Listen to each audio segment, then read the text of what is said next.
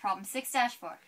Part A. Show that the magnitude of the force on the ball at a distance lowercase r greater than or less than bigger case r from the center of the planet is given by F equals negative CR, where C equals 4/3 pi g rho m.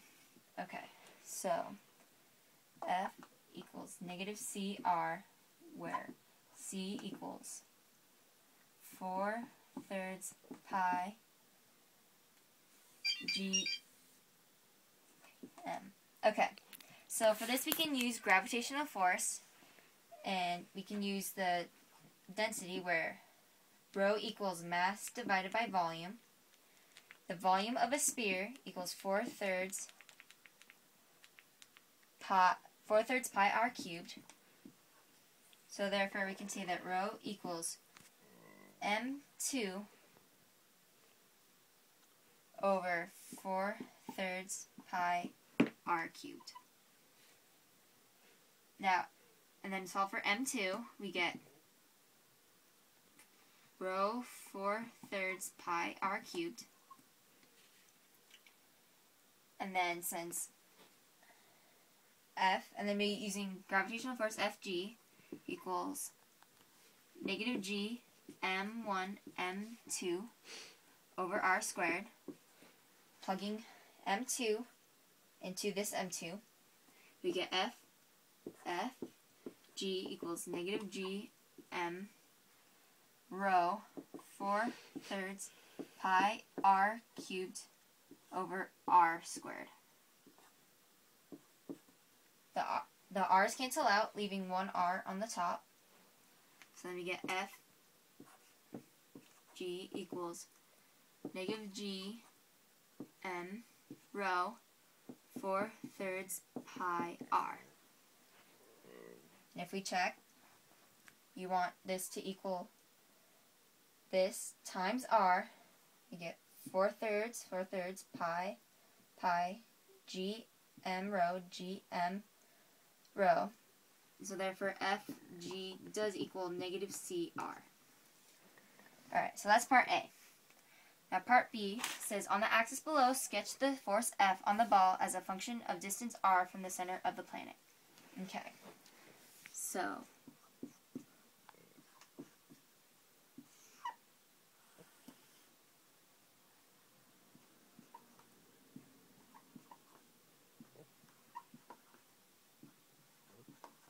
so when the mass is within the radius, this radius here of the planet, since it is uniform density, the force increases linearly with as it gets greater to the surface, and then as it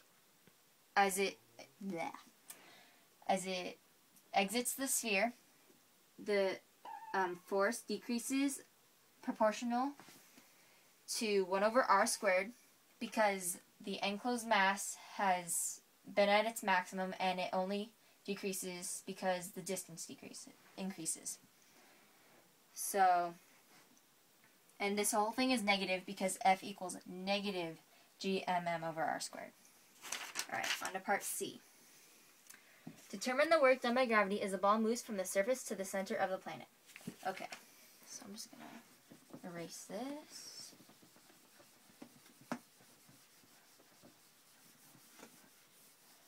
Okay, so we need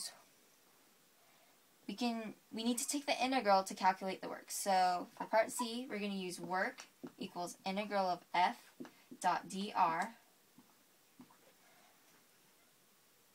And we know that the force from part A equals negative CR, so you can plug this into the work equation, and we get that work equals integral of negative CR dr. And then taking the integral of that, we get that work equals negative CR squared over 2. But we're going to evaluate that from 0 to r because we want to know the work to get it from the center to this point P, which is a distance r. So then we get work equals negative C times 0 over 2 minus CR squared over 2. This goes to 0. So therefore the work equals oh sorry, this is a negative negative, so work equals CR squared over 2. Okay, part D. Determine the speed of the ball when it reaches the center of the planet. Okay, so we're going to use conservation of energy / work energy relationships. And we're going to solve for V. Okay, so delta K, kinetic energy, equals the change in potential energy, which also equals the work. And keep in mind that delta K equals 1/2 mv squared. Okay, so we're going to take our answer from part C and plug it into this equation. So we're going to get 1/2 mv squared equals CR squared over 2. And now we're just going to solve for V. So now, V, we're going to multiply by 2, which makes these cancel out. And we're going to divide by m. So V squared equals CR squared over m. Therefore, V equals the square root of CR squared over m. Okay, so now part E. Fully describe the subsequent motion of the ball from the time it reaches the center of the planet. Okay, so the ball will move from the center to the surface, but then the ball will stop once it reaches the surface in reverse directions. This is because of gravitational force. Then it will continue to oscillate in this manner. This is due to the gravitational force and the momentum of the ball due to the force Fg, because as it gets out here, the gravitational force pulls it in, and as it goes this way, it gains momentum, and the momentum carries it until the force gravitation towards the center overpowers it, and it goes back towards the center. Okay, part F. Write an equation that could be used to calculate the time it takes the ball to move from point P to the center of the planet. It is not necessary to solve for this equation. Okay, so this should be simple. We don't even need to solve for the whole equation. Okay, so we're going to use Newton's first law from part A. So F equals ma. And then from part A, we know that F equals negative CR. And then we know that acceleration equals the derivative of velocity with respect to time. But then we also know that that equals the second derivative of the position, which we're going to denote as r for now, with respect to time squared. And then we're just going to solve for CR, because that is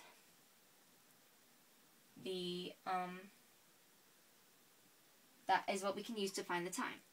So CR, negative CR, just equals the force, which is ma, so we're going to put an m in front of this, and then times the a, we're going to use position. So d, negative CR equals m times d, second derivative of position with respect to time.